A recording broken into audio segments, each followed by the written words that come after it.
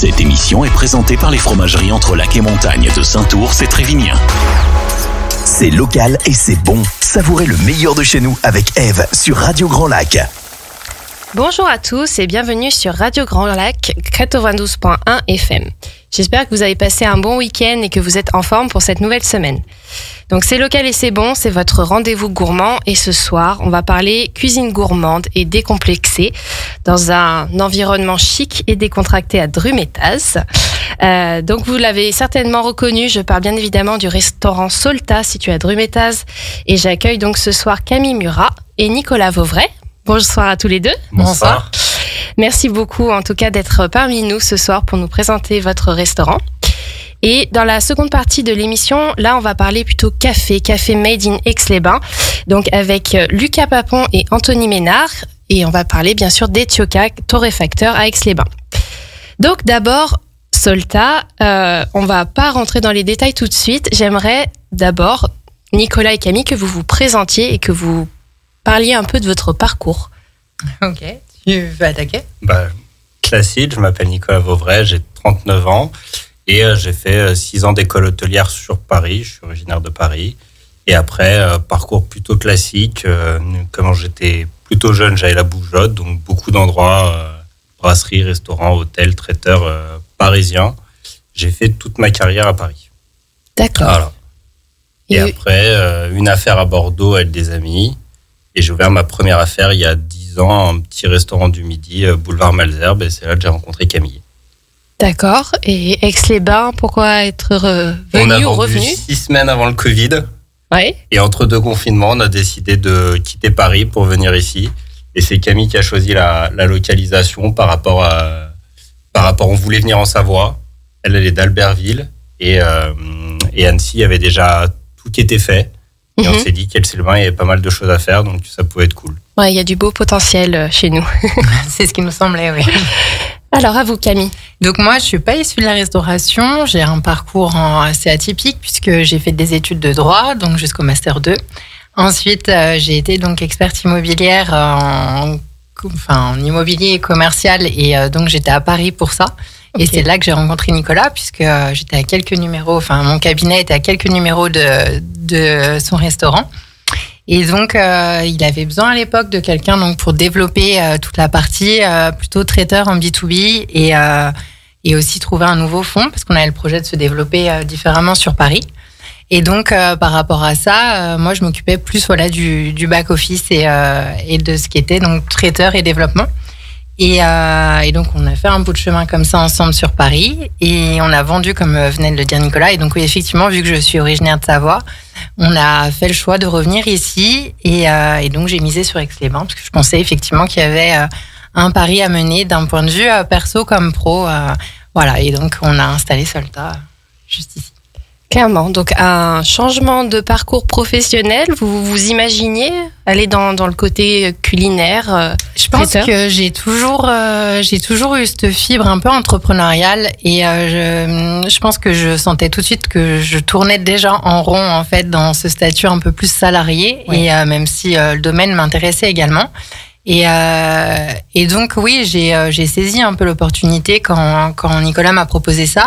Et alors après, pour ce qui est du domaine de la gastronomie, j'ai toujours eu un pied dedans. J'ai toujours beaucoup aimé ça. J'ai beaucoup d'amis qui étaient cuisiniers, etc.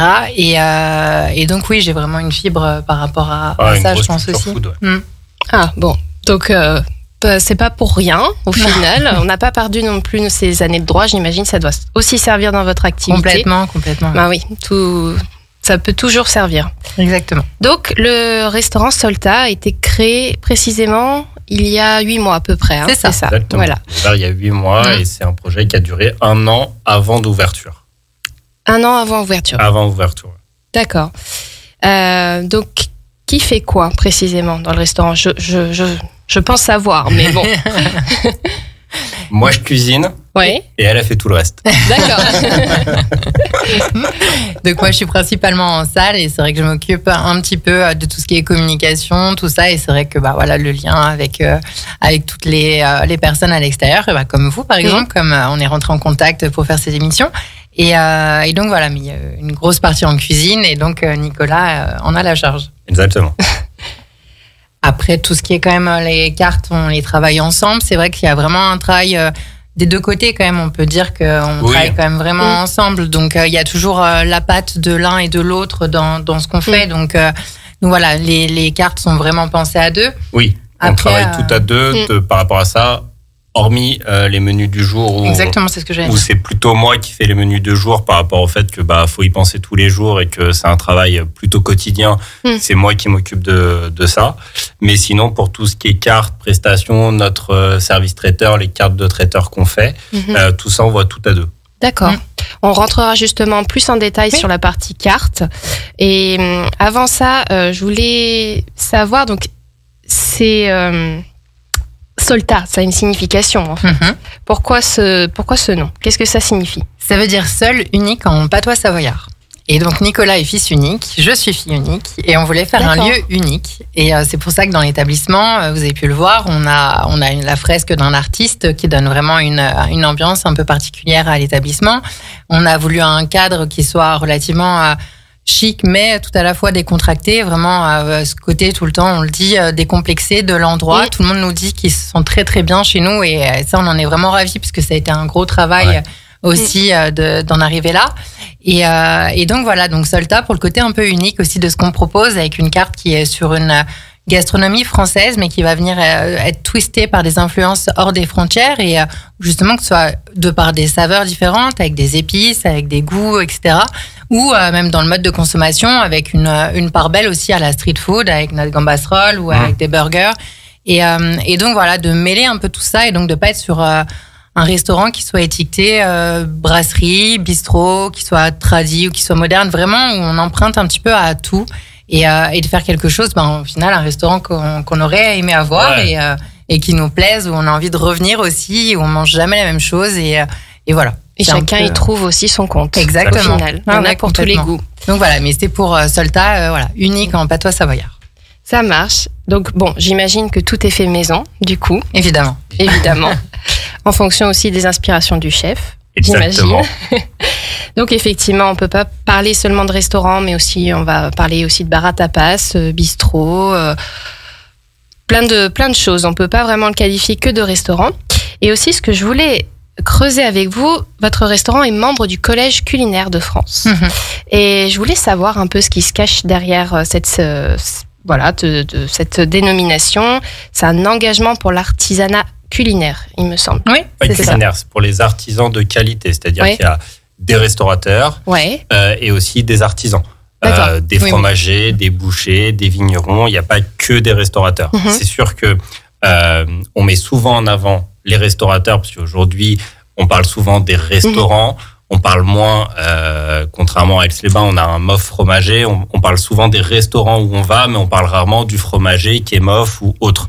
Mais voilà, c'est une association de 3-4 000 entreprises qui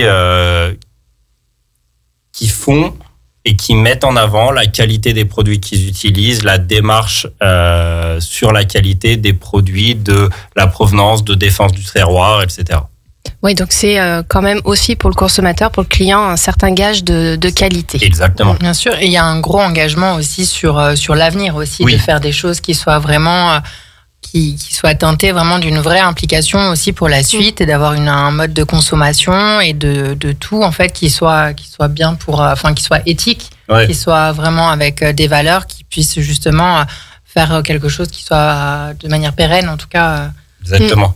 C'était c'est une aventure, le collège culinaire, je crois qu'il a débuté il y a une quinzaine d'années, et à la tête c'est des très grands chefs de cuisine française, dont Alain Ducasse et Anne-Sophie Pic.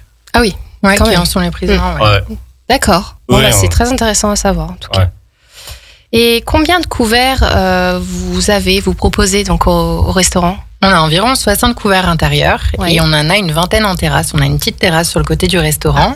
Et donc voilà, 60 plutôt en hiver et 80 la belle saison. Super, c'était une de mes questions justement. Donc maintenant, on va parler un peu plus de la carte. Donc, qu'est-ce que vous pouvez me dire sur l'origine des produits? Est-ce que vous travaillez avec des produits locaux, pas seulement, bio, pas forcément? C'est un petit peu de tout, effectivement.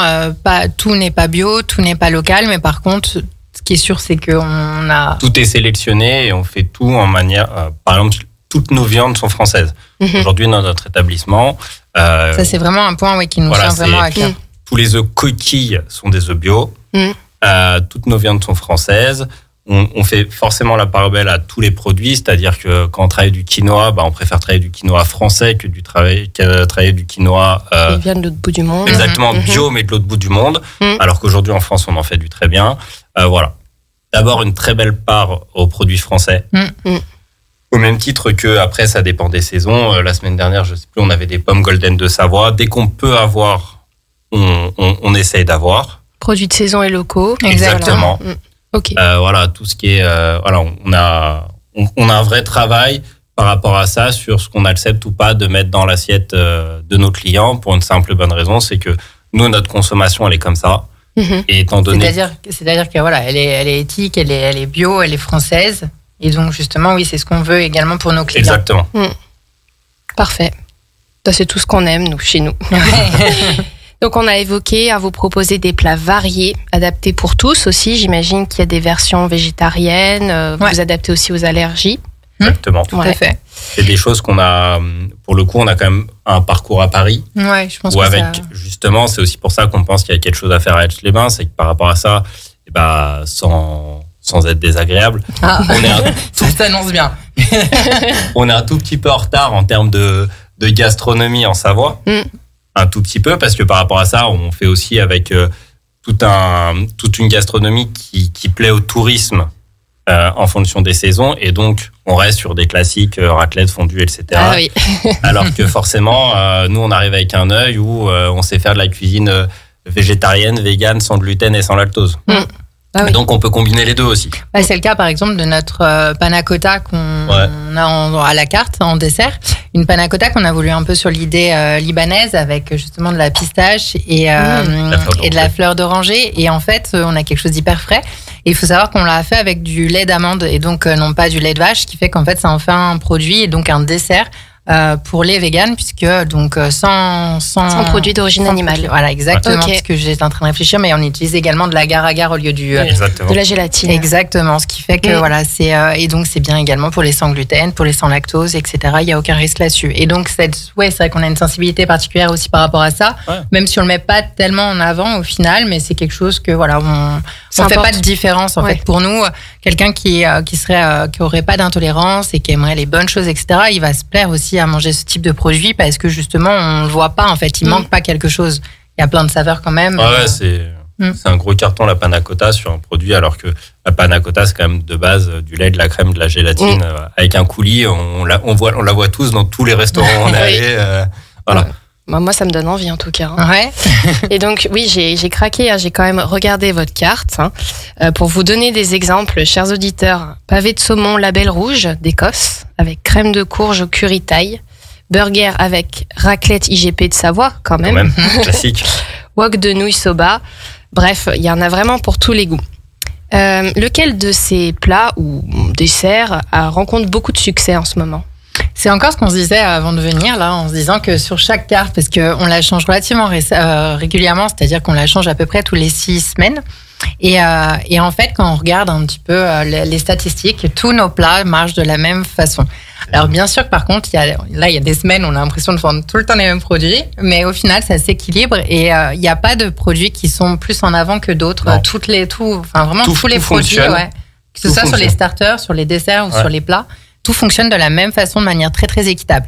Et après, on a des petits best-sellers qui sont là depuis le début, qu'on ne touche pas. C'est le cas notamment du gambas roll. Ah, c'était une question que j'avais. Exactement. C'est un de vos plats signature. Ouais, parce que c'est un street food et justement, c'est un street food où on s'éloigne un petit peu des burgers, des choses qu'on a l'habitude de voir partout, qu'on a également, puisqu'il en faut. Le consommateur aime ça et c'est cool. Mais donc le gambas roll, c'est un petit pain brioché. On va avoir le même pain justement que sur le burger. Seulement, il est légèrement rectangulaire, légèrement haut. Et en fait, on vient l'inciser sur le dessus, le garnir à l'intérieur de tous les éléments différents qui sont prévus donc à notre carte. Les gambas qui viennent le surplomber. Et à côté, l'accompagnement au choix. Mais donc, on l'a revisité. Initialement, ça s'appelle un lobster roll. Donc, ça veut dire que c'est au homard. Ça vient des US. Ça. Ouais, Exactement. Ouais. Comme beaucoup de street food, effectivement. Ah ouais, intéressant. Et il y a aussi un dessert monochrome Solta, je crois. Signature aussi, ouais. Signature aussi. Dites-nous en plus. C'est un fondant au chocolat qu'on cuit minute, donc qui arrive chaud, avec lequel on met en base un coulis justement de chocolat qu'on fait nous-mêmes également, du crumble cacao qu'on fait également nous-mêmes et une boule de glace dessus, qui a une petite particularité, je ne sais pas si on peut le dire ou pas. Si, on peut. C'est une boule de glace vanille mais qui est noire, et parce qu'en fait elle est colorée au charbon végétal, ça pour le coup c'est pas nous qui le faisons. Mais et donc ça fait vraiment le monochrome justement parce qu'on est dans les mêmes couleurs avec l'assiette et donc tout ce cacao un petit peu décliné. Ouais, en plus le charbon ça a quelques vertus digestives, donc parfait pour terminer le repas. Ouais, exactement. Et on est quand même sur des formules assez accessibles. Enfin, j'aime pas dire ça, mais ça reste abordable quand même pour tous les porte-monnaies, puisqu'on retrouve quand même des formules du midi avec plat du jour à 15 €, menu du jour à 25 €, donc vraiment un excellent rapport qualité-prix. Et aussi, ce que vous proposez, ce que je trouve assez original, parce qu'on ne le trouve pas forcément de partout, c'est des plats à partager. Donc, est-ce que vous pouvez nous en dire plus? À partir de combien de personnes? Qu'est-ce qu'on a comme plat? Les plats à partager, c'est des 2 personnes. Ça, à partir de 2 personnes, on fait la classique côte de bœuf. Toujours pareil, là, on est sur une race Montbéliard, donc on est sur une race à viande, etc. Donc, encore un produit plutôt très qualitatif. On fait un travers de porc confit avec aux épices, miel et moutarde. Et après, on fait un fish and smash dans l'esprit d'un fish and chips. Encore une fois, on vient twister un peu ça. On revisite un classique de la cuisine française puisqu'on fait des poissons meunières, donc panés à la farine. Moi, j'ai été élevé par une Bretonne, donc on les panne à la farine de sarrasin. Ah ouais. Donc déjà, encore une fois, on fait un fish and chips no glu, petit côté sans gluten. Ah, no glu, je me dis. Non, mais voilà, ça c'est... Ok. On va trop vite, trop loin. Sans gluten, qu'on vient cuire dans un mélange d'huile et de beurre, avec des herbes fraîches. Et on sert ça avec billes de citron et une sauce tartare maison, avec des pickles d'oignons rouges, de la nette et des cornichons aigre doux. Ça donne faim tout ça. Et donc effectivement, ça ce sont nos plats à partager. Et puis ce qu'on appelle starter, ce sont des entrées qu'on peut prendre individuellement. C'est le cas pour les œufs maillots, tout ça. Et puis on peut aussi les prendre justement à partager. Donc on trouve que parfois on n'a pas suffisamment faim pour une entrée. C'est quelque chose qui se perd peut-être un petit peu aussi dans nos modes de consommation un petit peu plus modernes aujourd'hui. Et donc on peut préférer prendre par exemple notre terrine de campagne. C'est ce qu'on vous a amené d'ailleurs ce soir, une terrine de campagne qu'on fait maison. Ouais. Avec des petits pickles de graines de moutarde qu'on fait également maison. Exactement. Les cornichons qui sont plus que du terroir et plus que local, puisque c'est mes parents qui nous fournissent les cornichons 100% bio. Et donc c'est vrai que c'est superbe et pour ça, beaucoup le prennent à partager. Oui, exactement. Et toi, tu voulais peut-être préciser quelque chose, mais Non, c'était tout. Terrine classique, mais voilà, c'est partie des choses qu'on aime bien. On vient sur des classiques, mais bien fait maison, etc. Les pickles de graines de moutarde qui apportent aussi un petit peu, c'est un petit peu différent des cornichons qu'on a l'habitude d'avoir. Donc là, nous, on est là, des cornichons maison. Mais les pickles de graines de moutarde, vous savez, c'est des petites graines de moutarde qu'on vient en fait mettre en bocaux et donc traiter comme des cornichons. Comme des cornichons, légèrement aigre doux, vinaigre, sucre. Et donc voilà, donc ça apporte un peu de croquant et tout, c'est un petit peu différent. Bon voilà, si vous recherchez des idées pour des repas entre amis ou en famille, exactement. Voilà, faut pas hésiter. Et côté boisson, alors, est-ce que vous travaillez avec une brasserie locale? Vous choisissez des artisans vignerons selon tout ce qu'on s'est dit aussi, selon certains critères, j'imagine? Oui, évidemment, on a la même approche. Donc en bière pression, effectivement, on travaille avec les brasseurs savoyards, qui sont situés donc à Alby-sur-Chéran, qui font une bière avec des céréales bio. Donc là, il y a une superbe démarche par rapport à ça. Et je pense que comme nous, on peut dire ils ont une démarche aussi très tradie avec des bières, des classiques, entre guillemets, les bières qui sont peut-être rassurantes aussi. Et puis, il y a toujours quand même une pointe d'innovation dans ce qu'ils font, avec une nouvelle approche. Voilà, ils bousculent un petit peu les codes aussi. Et je pense que c'est ce qui a bien matché aussi et ce qui plaisait aussi par rapport à notre concept, je pense. Oui, c'est ça. C'est que par rapport à ça, aujourd'hui, on voulait une brasserie forcément en bio et on voulait une brasserie en local. Et lié à ça, les brasseurs savoyards, ils ont ce côté où tous les ans, ils font leur anniversaire, ils font des soirées, mais ils font une bière pour leur anniversaire. Ils font beaucoup de bières un peu différentes. On connaît aujourd'hui tous les IPA, mais ils en font différentes. Ils font des NEIPA, ils font des IPA à l'anglaise, des IPA à l'américaine. Ils sont tout le temps en train de continuer à chercher qu'est-ce qu'on peut faire. Voilà, exactement. Et du coup, c'est très cool. Eux sont ça hyper matchait sympas, bien avec notre concept au final. Et la bière est très très bonne. Carrément. Et pour ce qui est des vins, les vins, on est principalement en Savoie, même. Je suis en train de réfléchir, mais oui. Qu'en Savoie. On a une très belle carte des vins. Qu'en France, pardon. Ouais, on est qu'en France. On est qu'en France, on a une très belle carte de vin. Et pour ça, on a fait toute la sélection des vins de Savoie nous-mêmes. Ouais, en direct avec les artisans et les vignerons. Tous les artisans ou tous les vignerons qu'on vend, on les connaît. On a pris des vins qui sortent aussi un petit peu des sentiers battus quand même. On n'est pas sur les plus connus. On est connus aussi, mais ouais, c'est un peu atypique. Je sais pas. C'est un peu atypique. On allait chercher des vins conventionnels et puis aussi des vins en biodynamie, en nature, etc. de manière à en avoir pour tout le monde. Et toujours pareil, de faire un restaurant, pour le coup, on l'a fait en 2024, mais voilà, un restaurant moderne où on ne trouve pas la même chose que dans tous les autres restos. Voilà. C'est la pâte Solta. Exactement. Donc, vous l'avez évoqué, vous changez de carte à peu près toutes les 6 semaines. Ouais. Et est-ce que vous adaptez vos menus en fonction d'événements? Je pense notamment à la Saint-Valentin, qui arrive la semaine prochaine déjà. Est-ce que c'est quelque chose que vous faites Alors, nous, on va fonctionner plutôt sur des suggestions par rapport à ça. Ouais. Après, vu que ça fait que 8 mois qu'on est ouvert, on n'a pas été encore trop confronté à ce type d'événements parce que, par exemple, on était fermés pour les fêtes de Noël, donc voilà. Mais je pense qu'on va plutôt, d'après ce qu'on s'était dit, en tous les cas, plutôt fonctionner avec la suggestion. Donc la suggestion, là, par exemple, pour la Saint-Valentin, on était en train d'y réfléchir. On se disait peut-être plutôt une viande ou un poisson qui serait à partager justement pour 2 personnes. Mais donc plus sous cet aspect-là, ce qui fait qu'aussi les bons copains ou les familles peuvent venir ce soir-là et donc fonctionner en prenant ça sans que ce soit trop teinté en mode amoureux, quoi. Ouais, c'est ça, et de proposer autre chose qu'aujourd'hui, là, on le voit sur les réseaux, tous les restaurants font le menu de la Saint-Valentin, amuse-bouche, entrée, plat, dessert. Donc voilà. Et il en faut, mais c'est vrai que c'est pas notre partie. Et avec pour objectif concrètement de faire plaisir aux gens, d'augmenter leur ticket moyen pour ce qu'ils font, alors que sur un établissement... nous, on considère que tu peux venir aussi à la Saint-Valentin et juste prendre un plat en direct ou prendre entrée plat. T'es pas obligé de vouloir faire un menu.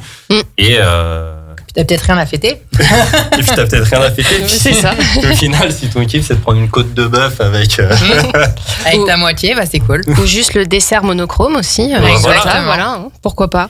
Là, mais voilà, il y a de fortes chances qu'il y ait peut-être des choses en suggestion proposées qui soient partagées à 2, y compris peut-être pour le dessert et certainement un cocktail, etc. Mais voilà, qui sera dans les mêmes idées de prix que ce qu'on fait habituellement et voilà.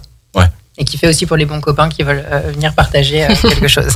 Voilà, tout le monde est le bienvenu. Le 14 février, au restaurant Solta, il y en aura pour tout le monde. Exactement. Encore une fois. Comme d'habitude.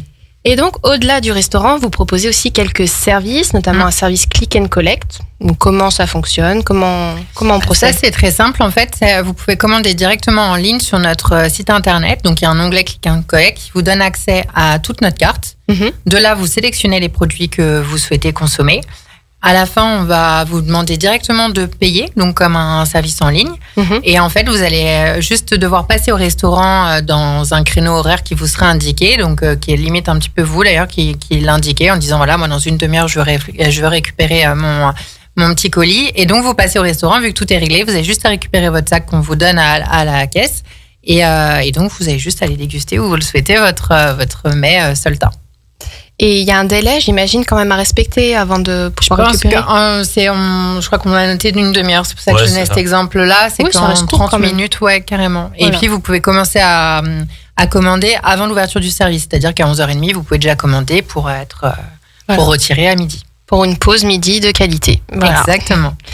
Et vous faites également donc traiteur. Oui. Donc réservé aux particuliers, mais également aux professionnels. Plutôt justement en B2B, donc plutôt professionnel. Plutôt professionnel qu'aux particuliers. Donc cocktail dînatoire, plateau repas. Exactement. Ouais, super. Et privatisation également s'ils le souhaitent, donc de l'établissement Solta directement, y compris en semaine. Ok. Et sinon, effectivement, la cocktail, plateau repas, donc c'est pour ça qu'on disait plutôt pour les pros au final, c'est plutôt des événements. D'accord. Et vous pouvez faire donc ça jusqu'à combien de personnes, ce service-là, vous le proposez jusqu'à combien de personnes? Ça peut être assez important.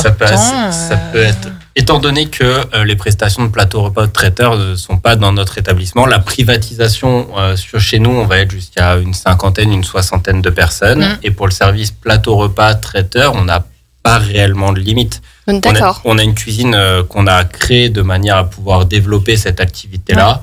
Et aujourd'hui, avec Camille, dans notre ancien établissement, on est monté jusqu'à 300 personnes en cocktail. Donc, Okay. Donc on sait faire des gros événements. C'est déjà quelque chose qu'on faisait auparavant, c'est vrai, dans notre ancien établissement. Donc c'est vrai que c'est quelque chose avec lequel on a l'habitude de travailler. Donc là, faut qu'on le développe un petit peu plus. On a manqué de temps pour ça jusqu'à présent, mais voilà, c'est quelque chose avec lequel on est assez à l'aise. Donc c'est vrai qu'il n'y aurait pas tellement de limites en soi. Bien sûr. Oui. 5000 personnes, on ne sait pas faire. Non, on peut pas faire. On n'a pas la place. Oui, mais j'imagine aussi. Du coup, pour un mariage, on peut aussi vous contacter pour ce service-là. Oui, on a un copain qui nous a contacté. Petite dédicace à Jeff, notre garagiste. Mais donc, on s'occupe de son mariage, effectivement. Donc, en juillet. Et donc là, pareil, c'est une centaine de personnes. C'est 150 personnes. D'accord. Mais c'est pas notre spécialité. C'est-à-dire que par rapport à ça, il y a d'autres acteurs sur la région qui sont plus spécialisés et qui ont tout le matériel pour faire des mariages. D'accord. C'est pour ça que nous, on est plutôt axé sur du B2B, où on fait du cocktail et des plateaux repas. Si aujourd'hui, la réalité d'un mariage, c'est que c'est énormément de matériel, d'organisation, etc. Bien sûr. Et que de base, nous, on a déjà un restaurant à faire tourner. Oui, bien sûr. C'est encore un autre métier, alors que le pro à traiter en traiteur, c'est plus dans le traiteur en pro, ça se rapproche énormément de la restauration, alors que traiteur pour les événements, mariage, baptême et autres, c'est un vrai métier. C'est encore autre chose. Donc, on va se concentrer d'abord là-dessus. En tout cas, pour les entreprises, pareil, qui souhaitent organiser des événements en interne, faut pas hésiter, pour avoir encore une fois de la qualité, accessible, oui. Mais voilà. Oui, comme vous le disiez, par exemple sur notre formule, c'est vrai qu'on a quand même vraiment essayé de travailler une formule qui soit accessible. Je pense que c'était quand même notre maître mot quand on l'a travaillé, pour justement que le pro, justement, que ce soit l'entrepreneur, le salarié, le mec de passage, en fait, qui puisse consommer chez nous. Et justement, comme on le disait, avec la formule à 25 € entrée plat dessert, qui est quand même hyper accessible, parce qu'on essaye vraiment de travailler les mêmes produits qu'on va travailler à la carte. Donc, c'est-à-dire qu'on a la même qualité, c'est-à-dire que les viandes, ce sera que du français, on va pas les chercher ailleurs pour abaisser nos coûts, etc. Donc c'est vraiment, c'est quand même très travaillé aussi. Oui, c'est exactement ça. Concrètement, il y a 2 heures, je faisais les plats du jour. J'ai un de mes bouchers qui me propose du sauté de veau. En termes de tarifs, c'est cohérent pour faire ça. C'est pas français, on prend pas. Pas de... Pas de discussion. Pas de discussion. Non. Voilà. Et d'ailleurs, je voulais préciser parce que vous pouvez consulter notre menu en ligne tous les jours. Je le poste, vous l'avez vu, vers 9h. Sur les réseaux, donc notre Instagram et Facebook. Donc, c'est-à-dire que les personnes peuvent aussi consulter, voir si ça leur dit ou non, et venir parce que, par exemple, un menu du jour leur dit particulièrement. Et dans ce cas-là, je le précise aussi, c'est vrai que c'est en quantité limitée, donc souvent, on en a jusqu'au bout du service, Mais il peut arriver que justement, si ça plaît, qu'il y a un gros engouement, au milieu du service, on peut ne plus en avoir parce qu'effectivement, c'est en quantité limitée, donc ça, on peut pas trop savoir dans quelle mesure ça va fonctionner. Premier arrivé, premier servi. Exactement. Voilà. Et donc, on vous retrouve au 164 avenue du Golfe, à Drumettaz-Clarafond. Est-ce que vous pouvez nous redonner vos jours et horaires d'ouverture? Oui, on a fait relativement simple. On est ouvert du lundi au vendredi, midi et soir. Et on ferme simplement le mercredi soir et le samedi et dimanche, évidemment. Et voilà, comme vous l'avez évoqué, on peut suivre vos aventures donc, sur Facebook et Instagram. Oui. Et avant de clôturer cette interview, on a une petite tradition ici, c'est un petit jeu. Pas du tout méchant, il faut faire un choix. On espère bien que ça se passe jusqu'à maintenant. Non, c'est juste pour apprendre à mieux vous connaître. Donc l'idée, c'est vraiment de répondre spontanément. Il faut pas vous fâcher. Non. Alors, salé ou sucré? Salé. Hiver ou été? Hiver. Ouais, hiver. Dessert ou café gourmand? Dessert. Couche-tard ou lève-tôt? Lève-tôt. Les couche-tard. Lac ou montagne? Lac. Ouais. Lac aussi. Fruité ou chocolaté? Chocolaté. Chocolaté, ouais. Ah bah oui, vu le dessert monochrome. Ouais. Entrée, plat ou plat, dessert? Entrée, plat, dessert. Ah oui, voilà, j'en étais sûre en plus, je m'y attendais. Je te rejoins, ouais. Pourquoi choisir au final? Exactement. Vous voyez, c'était pas très dur. Hein. Donc, en tout cas, merci à tous les deux, Merci à Camille vous et pour Nicolas, l'invitation. pour votre intervention. Donc, avis à ceux qui recherchent un restaurant chaleureux qui propose une cuisine gourmande et originale. Rendez-vous donc au restaurant Solta à Drumettaz. Et on va faire une petite pause musicale avant de parler café made in Aix-les-Bains avec Etioka. Vous êtes sur Radio Grand Lac, la radio pour tous. Cette émission est présentée par les fromageries Entre Lac et Montagne de Saint-Ours et Trévignien. C'est local et c'est bon. Savourez le meilleur de chez nous avec Eve sur Radio Grand Lac. Bon retour parmi nous sur Radio Grand Lac 92.1 FM pour votre rendez-vous gourmand, c'est local et c'est bon. Pour cette première partie de l'émission, j'ai eu le plaisir d'accueillir donc Camille et Nicolas qui nous ont présenté leur restaurant Solta situé à Drumettaz. Une cuisine décomplexée, unique, gourmande dans un cadre chic et décontracté. Donc si certains cherchent une idée pour la Saint-Valentin, vous savez où elle est. Et maintenant, on va parler café made in Aix-les-Bains avec Lucas et Anthony qui vont nous présenter Etioka. Bonsoir à tous les deux. Bonsoir. Comment ça va? Écoute, très bien, très bien. Ça va bien. Merci pour l'invitation. Avec plaisir, merci à vous d'être venus. Donc avant de parler de votre activité, j'aime bien que vous vous présentiez, que vous parliez un peu de vos parcours respectifs. Eh ben, je vais commencer. Du coup, moi, c'est Anthony, j'ai 35 ans. L'histoire d'Etioka a commencé il y a maintenant 3-4 ans. Avant, j'étais dans le domaine de la restauration, donc du coup en Suisse. J'ai eu à avoir une gestion d'une 30aine de boutiques. Et c'est comme ça que j'ai pu rencontrer Lucas. C'est comme ça d'ailleurs que le business a commencé. On a découvert le café du coup en Suisse. Et puis voilà, on s'est formé. Donc je suis pas issu du milieu de la restauration. J'ai commencé dans le milieu moi de la compétition en automobile. Ah ouais, rien à voir. Et puis en voulant du coup gérer un peu son stress, j'ai découvert la restauration dans le sud de la France. Et je me suis dit, je pense qu'il y a un truc à faire. Et puis après voilà, la Suisse m'a rapidement fait aimer la restauration, le café, et voilà. Mais au début, ça a été vraiment du management de boutique et la belle rencontre que j'ai eue avec Lucas. Et ben pour ma part, moi du coup je suis auvergnat, j'ai toujours vécu sur Annecy et comme beaucoup de personnes qui bossent dans le coin, l'appel de la Suisse a été important. Mais de base, j'ai fait STAPS. Donc encore une fois, rien à voir. Maintenant, il n'y a pas vraiment d'école pour arriver au monde du café. En fait, je pense que c'est quand même un domaine assez passionné et passionnant, puisque pour y arriver, généralement, il n'y a que plus ou moins en contact de personnes qui travaillent déjà dans cet univers qu'on arrive à travailler dedans, clairement, puisque si demain on se renseigne au niveau des écoles, il y aura peu d'enfants qui vont dire moi je vais être torréfacteur, moi je vais être barista, même si c'est en train d'évoluer, mais c'est généralement des formations qui sont prises auprès d'organismes qui existent déjà. Donc je pense que personne est plus ou moins prédestiné à travailler dans le café, mais voilà, donc moi j'ai pas mal bossé en restauration et puis je suis très adepte de relations commerciales et puis de pouvoir échanger avec nos clients, et donc de fil en aiguille j'ai fini par aller bosser en Suisse, où j'ai rencontré Anthony, du coup, qui à l'époque était mon responsable. Et puis, on a pas mal travaillé ensemble sur différents projets, essentiellement en restauration. Et on a pu, au cours d'une de nos missions, travailler avec un torréfacteur de Lausanne, avec qui, du coup, on a commencé justement à creuser un petit peu le domaine du café, même si à l'époque, on était loin de ce qu'on peut travailler aujourd'hui au niveau du café de spécialité. Mais c'est comme ça qu'on en est venu un petit peu à avancer dans ce domaine. Et c'est de là qu'est venue votre passion pour le café, ou c'était déjà d'avant? Non, moi c'était déjà, étant tout petit, le café, j'appréciais ça. Et puis la rencontre en fait de ce torréfacteur, c'était comme si c'était notre grand-père. Ouais. En fait, c'était une personne qui vraiment pouvait avoir l'âge de notre grand-père, qui nous a fait venir dans sa torréfaction. Et comme on était un vrai binôme avec Lucas, je lui ai dit écoute, viens, on visite la torré, il y a sûrement un truc à faire. Et puis d'ailleurs, on a posté une photo il y a pas si longtemps de ça, nous retrouvant en fait dans ce local. Et puis voilà, en fait, on s'est aperçu que le café, c'était vraiment quelque chose d'intéressant. Lucas a pu partir aussi dans les plantations. Et en fait, le café, à un moment donné, quand on commence à creuser, on sent que c'est un partage, c'est quelque chose qu'on dit souvent, passe, on va boire le café. Et c'est plutôt une passion qui est née pour moi, en tout cas depuis petit. Ma famille déjà buvait beaucoup de café. Donc voilà, c'est la boisson de quotidien, quoi. Ouais, je pense que même le café a cette particularité d'être une boisson qui est souvent associée à un moment, plus qu'en réalité à la boisson. C'est assez fou, comme il dit. Hein. C'est souvent, on invite des gens à boire le café. C'est plus pour discuter et avoir quelque chose à boire que réellement pour le café.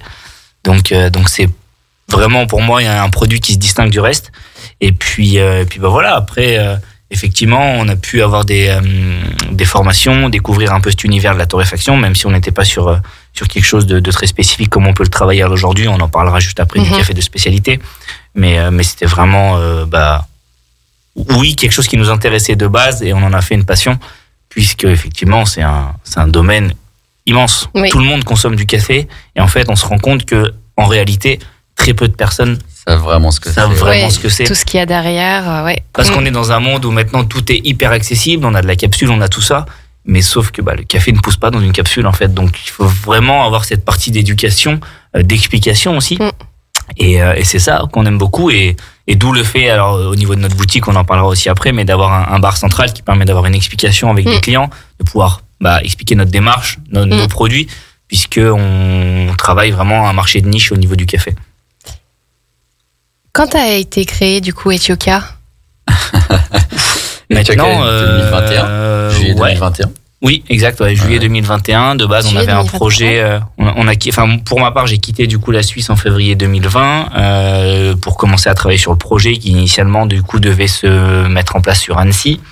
Je fais vraiment très rapide, mais et du coup derrière Covid, un local qu'on avait signé qui n'a pas pu se mettre en place. On a continué du coup à chercher sur Annecy pendant plusieurs mois, sauf que le marché était assez compliqué. Et un jour, on est tombé du coup à Aix-les-Bains. On appelait des agences quasi tous les jours. Et puis on est tombé sur une dame très connue sur Aix qui nous a dit mais venez, il y a plein de choses à faire sur Aix-les-Bains. Moi, c'était une ville que je fréquentais un peu moins. Anthony venait de s'y installer. Et puis on s'est dit bon écoute, en vrai, il faut aller voir. On n'a rien à perdre. On était vraiment au moment où on visitait énormément de locaux, et puis on s'est pointé dans Aix. Personne dans les rues. C'était au moment où il fallait sortir avec les papiers, etc. Donc vraiment, quand je dis personne, on était solo dans la rue. Hein. Et on a visité ce local dans la rue des Bains. Et puis après, on s'est dit bon allez feu. Hein. Il faut prendre le risque et puis en avant. Et on a eu du coup. On a récupéré le local en septembre. On a ouvert en juillet parce que derrière, il y a eu la guerre en Ukraine. Donc, au niveau des disponibilités de matériaux, etc., ça a été très, très, très long. Oui, c'est vrai qu'on l'oublie, ça aussi. Oui, donc on a un peu tout connu. C'est vrai que quand on se remémore un peu les passages, on se dit qu'on revient de loin. Et puis derrière, guerre en Ukraine, disponibilité matériaux. Et on est aussi dans un bâtiment qui est classé bâtiment de France, avec l'Astoria. Et donc, on a voulu changer la devanture, et ça, c'est pareil, ça a été très, très, très, très long. Donc un ensemble d'épreuves à passer, et puis on a ouvert la boutique le jour de mon anniversaire, du coup, le 9 juillet 2022. Oui, parce que là, cet été, ça fera 3 ans. Donc voilà. Ouais, ça n'a pas été un long fleuve tranquille. Non, ça a été long. Ouais. Franchement, c'était une grosse aventure, mais bon, on a bossé déjà. Le fait d'avoir travaillé ensemble en amont fait qu'on est solide et qu'on a chacun nos qualités et nos défauts qui se complètent au quotidien. Et Etioka est vraiment né en fait d'un ras-le-bol au niveau de la Suisse, où notre dernier job, ça a été un petit peu comme Philippe Etchebest faisait du coup dans l'émission Cauchemar en cuisine. Ça a été notre dernière mission sur Lausanne, et on est arrivé dans un complexe hôtelier où l'hygiène était vraiment plus que limite. Une patronne qui pouvait insulter du coup son personnel, ses clients, où il y avait des vraies galères. Et puis à un moment donné, Lucas a pété les plombs, il a dit stop, on arrête, on a fait assez pour les autres, maintenant on peut le faire pour nous. Mais on a eu à apprendre à travailler entre guillemets, presque à être dos à dos dans 2-3 mètres carrés comme 700 mètres carrés. Donc on est vraiment un duo et un binôme qui fonctionne. Ouais, qui fonctionne très très bien. Ouais. Donc c'est une bonne chose de bien s'entourer. Alors Etioka, qu'est-ce que ça signifie, Etioka?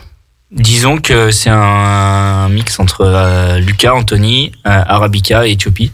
Arabica parce que espèce très spécifique, et puis Éthiopie parce qu'origine du café. Donc je pense que c'est vraiment un nom à mettre en place qui nous a pris Allez, 1 minute 30. C'est vrai? Ouais. Pas de brainstorm, non. Franchement, ça a été spontané. Et puis en plus, au niveau du référencement, c'est plutôt intéressant de commencer avec un E, donc voilà. Mais non, ça s'est fait vraiment. Pour le coup, moi, je suis pas quelqu'un qui va réfléchir pendant 3 mois pour mettre en place un nom. On s'est posé, on a dit bon, ok, qu'est-ce qu'on est? On a mis 5 noms sur le papier, des lettres, et puis à un moment donné, on a dit c'est ça, c'est Tioka. Voilà. Ouais, c'est impactant, on le retient vite, ça fonctionne bien en tout cas. Je pense que parfois, dans la vie, il faut suivre un peu l'instinct. C'est ça. Alors justement, qu'est-ce qu'un café 100% Arabica? Quelle différence avec le Robusta? C'est surtout ça qu'on entend souvent, Arabica Robusta. Et vous proposez que des cafés 100% Arabica. Ça va même plus loin que ça. On va proposer, Lucas saura l'expliquer, mais au-delà de l'Arabica ou du Robusta, c'est surtout qu'on va proposer un café de spécialité. Et un café de spécialité, c'est bien plus qu'un café standard. Lucas saura très bien l'expliquer. Mais c'était justement une de mes questions par la suite. Commençons déjà alors avec l'Arabica. Dans les grandes lignes, si on compare l'Arabica et le Robusta, on va parler d'espèces différentes. Ouais. En termes de résistance, du coup, au niveau des plantations, le Robusta est beaucoup plus robuste. Donc, c'est un café qui est plus facile à faire pousser, qui nécessite moins d'altitude, moins de conditions spécifiques pour pouvoir se développer. C'est un café, du coup, qui est beaucoup moins complexe que l'Arabica, qui coûte beaucoup moins cher. Et donc, c'est pour ça que c'est souvent un café qu'on retrouve dans tout ce qui est supermarché, industriel, etc., puisque ça coûte pas cher. Également, au niveau caféine, c'est très chargé, donc en fait, il y a tous les intérêts pour pouvoir le développer sur des gros volumes.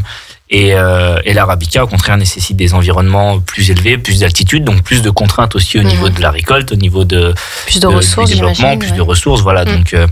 Donc c'est vraiment ce qu'on va opposer. Nous, on travaille effectivement du 100% Arabica et également des cafés qu'on va appeler pure origine. Pure origine dans le sens où on propose un café qui est issu d'une parcelle, parfois avec plusieurs variétés de la même parcelle, ça peut arriver, mais généralement on essaie vraiment d'être focus sur un café, une parcelle, pour pouvoir derrière le valoriser au niveau de la torréfaction. Et puis en fait, forcément, dès qu'on achète un café qui est qualitatif de base, on a moins besoin de venir le brûler au niveau de la torréfaction pour pouvoir le développer et le mettre en valeur. D'accord. Et du coup, d'où proviennent vos cafés? Donc vous avez parlé d'Éthiopie, c'est principalement d'Éthiopie ou il y a d'autres origines? Pas forcément, on travaille des cafés de saison. Donc en fait, en fonction, donc il faut savoir globalement qu'on va avoir à peu près 2 récoltes par pays, une récolte principale, une récolte secondaire. Mais il faut se dire que à peu près tous les cafés, là par exemple, on termine les cafés de 2024 et on va commencer sur 2025 et avoir des cafés qui sont en train du coup d'être bientôt récoltés et qui vont arriver autour de juillet, août, septembre en Europe. Donc en fait, c'est plutôt autour de cette période qu'on a tendance à verrouiller. Ce qu'on va appeler verrouiller, c'est tout simplement sécuriser nos lots de café pour l'année, d'accord? Puisque vu que nos achats de café ne sont pas soumis à la bourse, on va avoir des listes d'achats. Et donc quand on goûte un café, parce qu'il y a tout un processus de test en amont, en fait, tous les cafés qu'on propose à nos clients ont été testés. D'accord. Et en fait, on a besoin de bloquer ces cafés chez nos importateurs pour pouvoir les avoir tout au long de l'année. Puisque sinon, on se retrouve par exemple à ce moment de l'année en achetant les cafés qui restent et pas forcément ceux qu'on aurait voulu à la base. D'accord. Okay. Donc la grosse période pour nous de sécurisation de nos lots de café est au cours de la fin d'été, début septembre, octobre, voilà. D'accord, au cours de la fin d'été et que d'Éthiopie du coup? Non, pas que d'Éthiopie, dans le monde entier, vu qu'on travaille des cafés de saison, c'est vraiment le maître mot, c'est des cafés de saison. Donc d'accord, de plein de pays différents. De plein de pays différents. Exactement. Ok. Puisqu'on a des importateurs avec lesquels on bosse dans plein de pays. D'accord. Et justement, comment vous les sélectionnez ces fournisseurs? Vous parlez de plantation à taille humaine, est-ce qu'il y a d'autres critères? Oui, alors en fait, au niveau de... Je vais rapidement résumer le café de spécialité. Le café de spécialité, c'est un café qui est noté de 0 à 100 points. Sur le score SCA, c'est absolument, ça? Oui, parce que la SCA est la Specialty Coffee Association, donc l'association du café de spécialité, qui est un organisme mondial, donc présent dans chaque pays, qui va organiser les championnats, qui va délivrer des diplômes, mettre en place des événements autour du café de spécialité. Et donc, un des diplômes auprès de la SCA correspond à un Q-Graders. Je fais très simple, en gros, c'est une personne qui est le nez du café, qui va appliquer un procédé qui est mondial, qui va permettre de noter 10 caractéristiques olfactives sur 10 points et donc d'arriver à une note de 0 ou plus ou moins 9 sur 100.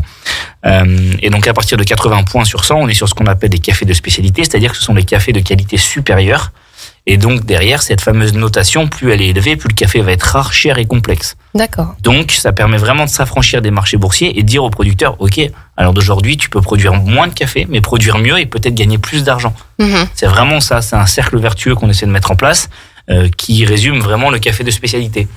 Et donc en dehors des achats de la bourse, il y a la partie de saisonnalité, il y a la partie de traçabilité, puisque quand on vend un café, j'ai ramené le petit flyer, on sait vraiment du coup toute l'histoire au niveau de ce café.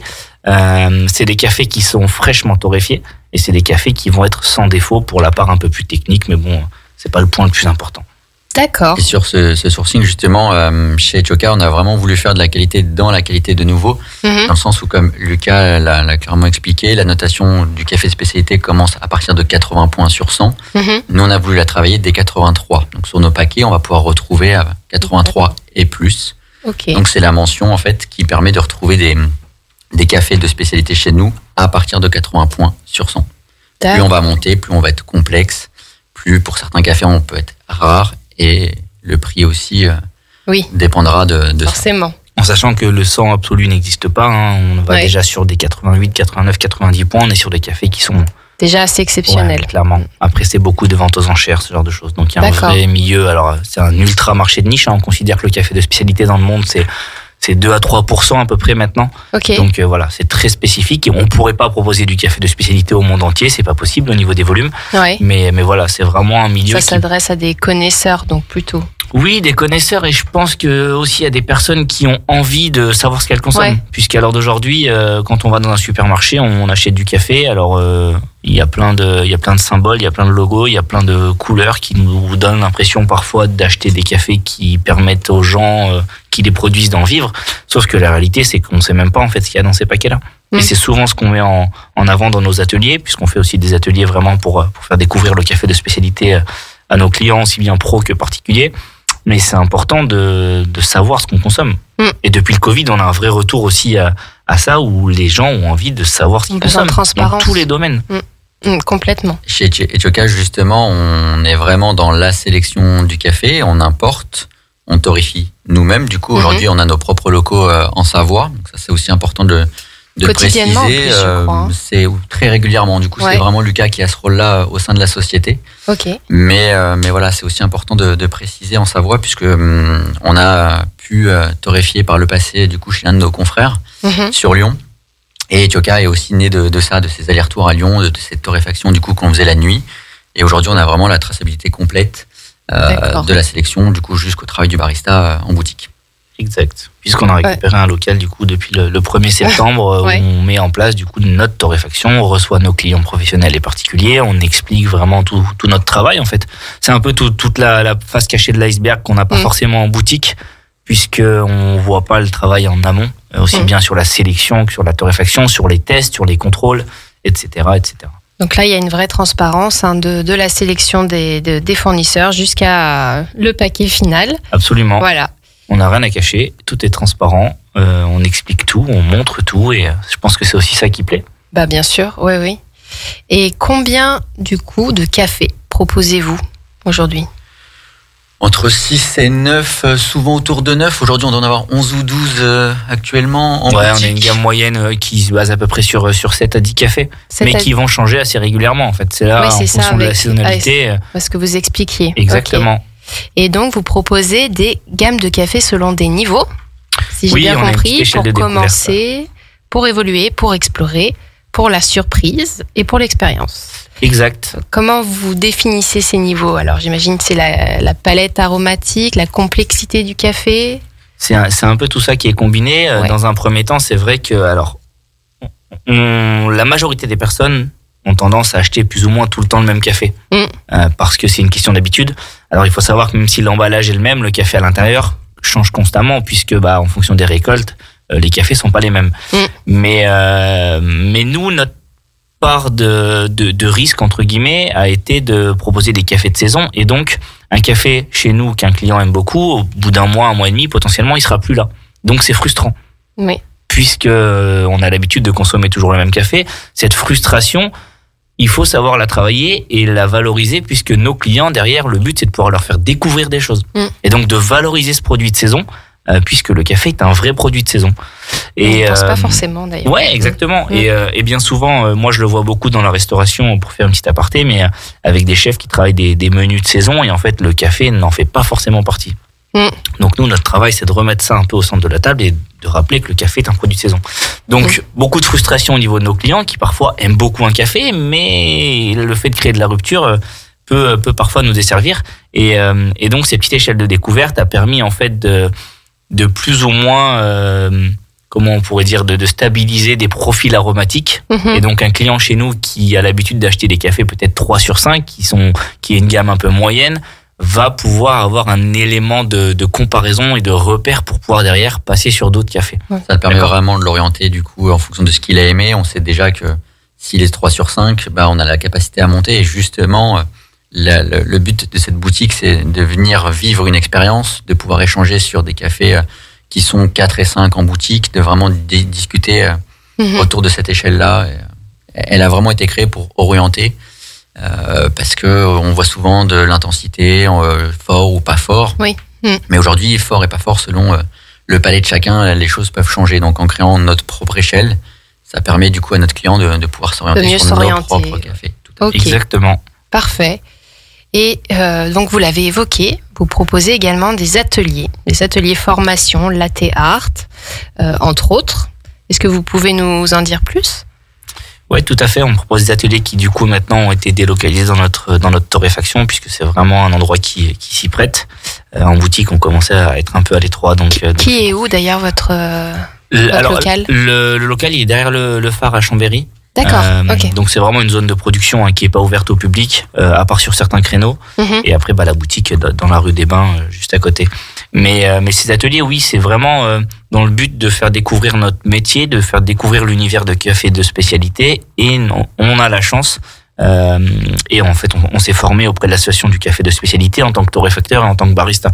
Donc, on a des diplômes un peu spécifiques qui permettent derrière d'attester de certaines connaissances et donc de pouvoir les partager au cours d'ateliers sur des choses un peu pointues pour des personnes qui ont des machines un peu spécifiques à la maison et qui veulent comprendre, et puis avec des informations un peu plus générales qu'on peut délivrer durant nos ateliers. Mais voilà, c'est très variable. Ça va d'une personne qui a une machine espresso à la maison et qui veut apprendre à la régler, ça va à une personne qui veut juste découvrir en fait et comprendre qu'est-ce que le café, comment elle pourrait l'acheter d'une manière peut-être plus intéressante. Et voilà. Et après, on a aussi toute la partie latte art. Donc pour schématiser, c'est un petit peu les dessins qu'on peut faire sur le café. Avec de la mousse de lait, que ce soit animal ou végétal d'ailleurs. Mais ça, c'est un univers qui stimule beaucoup parce que c'est visuel, parce que c'est intéressant et c'est intriguant à la fois. Donc une personne qui connaît pas forcément le café de spécialité, qui vient chez nous pour la première fois, peut être aussi surprise par le côté latte art. Et ça qui demande beaucoup de pratique et surtout de technicité en fait. Mais c'est pas si facile à faire. Quand on voit les vidéos, on a l'impression que c'est simple, mais on a un collaborateur qui s'est justement très très bien géré et qui a eu à prendre ces formations-là. Et certains clients viennent même du coup lui demander, je veux un cygne, je veux un phénix, je veux ça. Carrément. Et du coup, il y a des petites pas juste la petite fleur ou le petit cœur, quoi. Exactement. Disons que le tuto est pas forcément la meilleure phase pour apprendre à faire du latte art. Ouais, c'est sûr. Donc, idée cadeau pour la Saint-Valentin. Si vous avez un conjoint amateur de café, ça peut être une idée originale parce que on peut les offrir, ces ateliers. Et on peut avoir même une boisson signature qui peut être un pink latte chez nous. C'est-à-dire qu'on peut même venir déguster une boisson lactée qui est de couleur rose à base de betterave. Moi, je l'ai vu passer sur les réseaux. Et on peut avoir un petit cœur à l'intérieur pour la Saint-Valentin qui peut être aussi cool pour la petite photo Instagram. C'est mignon. Avec grand plaisir, on vous fera découvrir tout ça. Génial. Et ensuite, pour terminer aussi, on va évoquer donc plus la partie professionnelle, puisque vous travaillez aussi pas mal avec des professionnels. Vous avez des exemples d'ailleurs, peut-être ? Oui, alors pas parmi les plus connus, on va citer les étoilés, mais on a le restaurant l'Auberge du Père Bise, Jean-Sulpice à Talloire. On bosse aussi avec la maison Vincent Favre Félix. Mais bon, après, on a aussi énormément de clients sur la partie hôtellerie, restauration. Disons qu'on reste une entreprise à taille humaine. On accepte et on travaille avec des professionnels qui sont conscients du produit et qui veulent vraiment se démarcher là-dessus, puisqu'on apporte une expertise qui est à mon sens au-delà de ce qu'on peut retrouver dans d'autres secteurs. Mais voilà, pour les plus connus, c'est cela. Et après, encore une fois, on est en mesure de travailler aussi bien avec des bureaux qu'avec des restaurants plus classiques, avec des hôtels. On a des solutions qui s'adaptent vraiment à chaque typologie de client et de projet. Disons qu'on n'a pas de solution miracle pour tout le monde. L'idée, c'est vraiment de comprendre le projet de notre client en face pour pouvoir lui apporter des solutions qui soient les plus intéressantes pour lui. Aujourd'hui, on a même eu un gros défi, et c'est même d'aller épauler un centre sportif, qui sera l'échappée vosgienne dans les Vosges. Donc pour nous, c'est aussi notre premier client pro qui sort un peu de la région, et c'est aussi intéressant de pouvoir justement personnaliser ce genre de projet. Et c'est comme ça que les entreprises nous font confiance. Et le fait de venir de la restauration nous permet aussi de connaître les contraintes en fait de c'est nos sûr. clients en face. Voilà. En tout cas, si jamais vous avez toutes les informations sur le site d'Etioka, il y a toute une partie bien détaillée là-dessus. Donc, vous réalisez des audits, j'ai vu, vous formez les personnels, vous assurez l'entretien des machines et vous avez en plus tout un réseau de partenaires qui peut accompagner les professionnels. Exactement, on a des solutions complètes. Donc voilà, particuliers aux pros, amateurs de café ou envie de découvrir davantage le milieu du café, n'hésitez pas. Rendez-vous 1 rue des Bains à Aix-les-Bains. Est-ce que vous pouvez redonner vos horaires d'ouverture? 7 jours sur 7. 7 jours sur 7, pratiquement, j'ai vu. Ouais. Il y a juste le dimanche matin, c'est ça? Non, on est ouvert un peu plus tard, toute la journée. Globalement, ah ouais. On ouvre, alors en fonction d'été, hiver, mais là en ce moment, on est sur une ouverture à peu près à 9h jusqu'à 17h30 en semaine. Des sacrés week-end bosseurs. aussi d'ailleurs, simplement le dimanche, on ouvre à 9h30. D'accord. Il fait froid comme ça. Les seuls jours de fermeture, c'est assez facile, c'est le 25 décembre et le 1er janvier. Pour tout le reste, y compris les ponts, nous sommes ouverts. Eh ben, chapeau. Et bien sûr, on peut suivre vos actualités sur les réseaux sociaux, Facebook, Instagram, etc. Tout à fait. Voilà. Du coup, on va faire quand même notre petit jeu avant de clôturer l'émission. Donc, vous avez vu avec Camille et Nicolas, c'est spontané. Exact. Salé, sucré. Salé. Sucré. Voilà. Espresso ou longo? Espresso. Ah, moi, je suis plutôt café filtre, on va dire longo alors. Hiver ou été? Hiver. Cappuccino ou macchiato? On n'aime pas le latte tous les deux. d'accord. C'est le seul point sur lequel on s'entend, c'est qu'il n'y a pas de lait. C'est ça. Couche-tard ou lève-tôt? Lève-tôt. Couche-tard. Ouais. Lac ou montagne? C'est la montagne. Ouais, montagne. Frité ou chocolaté? Frité. Chocolaté. Dessert ou café gourmand? Café gourmand. Un dessert. Ah, quand même. Ouais. Bon, en tout cas, merci à tous les deux d'être beaucoup. venus Merci à dans vous notre pour émission. l'invitation. Donc, Lucas Papon et Nicolas. Anthony, désolé. Oh là là, Pas de Anthony, Lucas et Anthony qui nous ont présenté donc Etioka. Donc, si vous recherchez des cafés de qualité 100% arabica, torréfiés presque quotidiennement, faut pas hésiter. Si vous recherchez aussi des ateliers, pour maîtriser l'art du café, pour soi ou à offrir. Encore une fois, ça peut être une bonne idée pour la Saint-Valentin. Rendez-vous au 1 rue des Bains à Aix-les-Bains. Donc ouvert tous les jours, on l'a entendu. Donc suivez toutes leurs actualités sur leur réseau et n'hésitez pas à suivre également la page C'est local et c'est bon sur Instagram. Prochaine émission en direct demain, la 16/9e, avec Kevin, Guillaume et Vincent, à 19h30 pour connaître les dernières actualités cinéma. Et pour ma part, je vous donne rendez-vous le 17 février où je vais accueillir Maëlys du Potager de Saint-Ine qui est un producteur en fait de légumes bio et de saison à Brison-Saint-Innocent. Et j'accueillerai également Jérémy qui va représenter le restaurant Idylle, également à Brison-Saint-Innocent au bord du lac du Bourget. Merci à tous pour votre fidélité et à bientôt sur Radio Grand Lac.